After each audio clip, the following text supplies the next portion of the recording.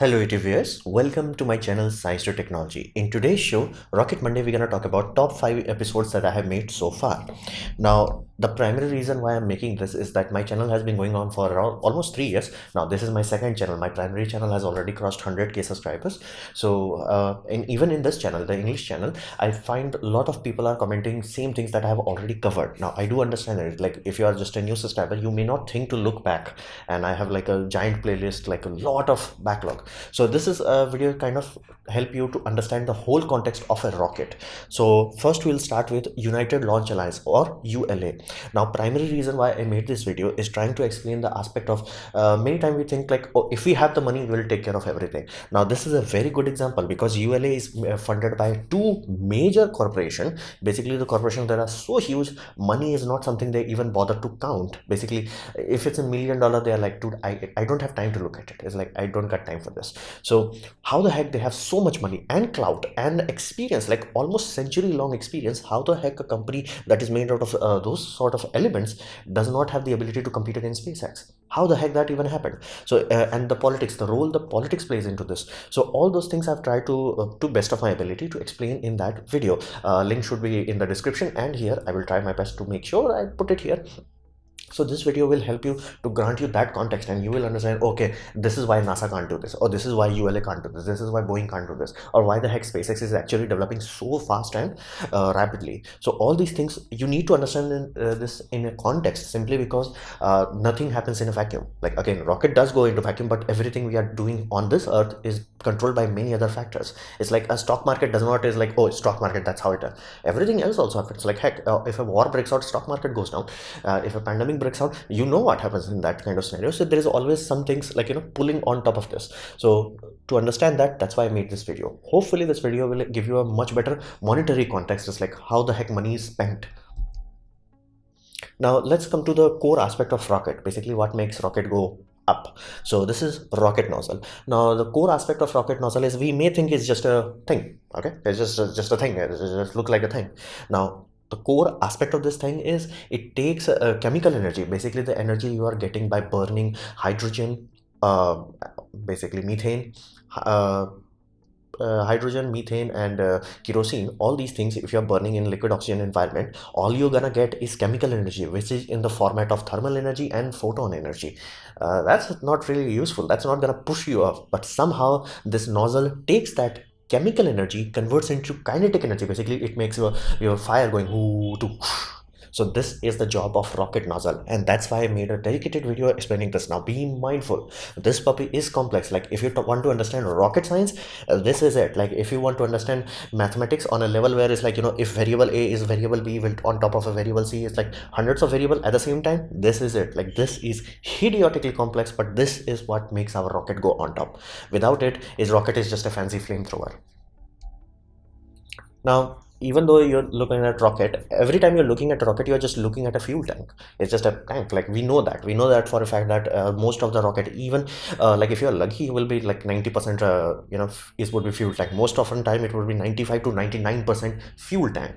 So those fuel tanks, they should be easy, that they're just tank. Like, what's too complicated about it? They're just like, tubes, so to say. However, that's not so. Rocket tanks are completely different level of engineering, and specifically if you are talking about rocket tanks that are specifically designed for upper stages, where it has to reignite again and again, there will be extra things that you have to think about. And there is a lot of things that we do not think about. It's like, we don't see. It's like many of us has not the luxury of actually seeing inside a tanker that moves on a highway or a railway car. So we do not know, like, there is a lot of engineering goes inside the tank. It looks like a tank, but there is a lot of engineering inside this tank, and there are a lot of support structure outside of the tank to make sure that this performs its job. So that's itself is a really complicated issue, and that's why I made a dedicated video talking about that. It's like, what the hell is going on inside these things? And I can guarantee you, unless you already know, it would be like, whoa, I did not knew that this sort of things are happening inside a tank. It just looks like a tank, but no, it's completely complex, completely different thing. And again, 90% of the rocket.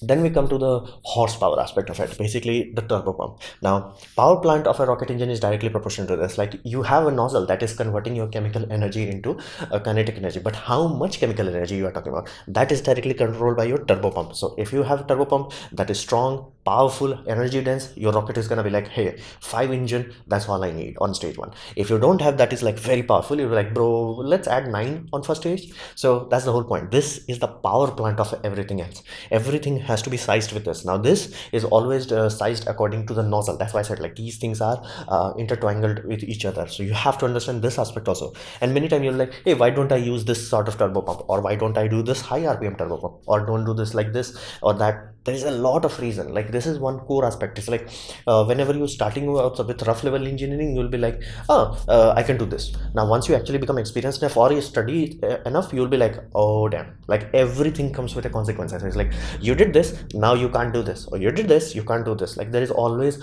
a balancing act. And when you are talking about a rocket engine, there are very few things that have razor thin margins quite equivalent to this. Like even F1 have more margins than this.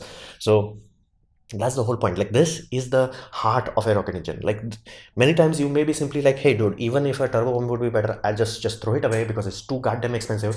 Pump it with a basically BLDC motor and run it through a lithium ion battery, which Electron Lab does that. So be mindful. Like this is the heart of system. If you don't understand the context of it, a rocket is just like a, oh, it burns things. No, this makes rocket go up, because without it, it's just a flamethrower. Then we come to the combination of all these technology, that is Raptor engine. The primary reason I'm focusing on Raptor engine is simply because it's a current king of power and reusability. Now this puppy apparently on paper should have less reusability than Blue Origin's engine, BE4 engine, but context is that's running bit low power. This puppy is going all out. Now the reason why they are going all out is because again their ambition is much higher. They're not like, okay, go to low Earth orbit. Their ambition is directly go to Mars. So fundamentally they need a lot more oomph. So that is why this engine is quote unquote pushed to much more closer to redlining it. So it does have some, like, you know, shortening of the lifespan because of that.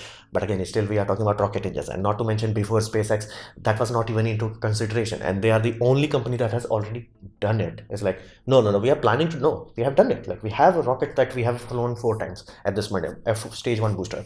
So they have enough experience. And even if they are like, hey, compared to like some future design we may have in the time that has the luxury of being reused, let's say 50 times versus our 40 times, they would have reached that milestone first. And who knows, maybe after a lot of experience they may refine this engine itself, because Merlin engine, while it's super awesome, super powerful, it started on a very weak level. Like Falcon 9 itself had only 10-ton capacity. Now it has 22-ton. So same engines can be refined again and again and again and again, and with more experience you will be like, oh, now I can tweak this thing and more power, now I can tweak this, more lifespan. So there is a lot of room for improvement. And this was one of my long videos, and I went into as much detail as I could feasibly do, and there was a lot of good response for this video. And I hope you guys will watch this, specifically if you have not watched this already, because in this video I also explained the one core aspect. It's like, hey, if Merlin engine is so awesome that made SpaceX what SpaceX is today, why the heck they are not using it anymore, and why the heck they are burning money and trying to get this puppy off the ground?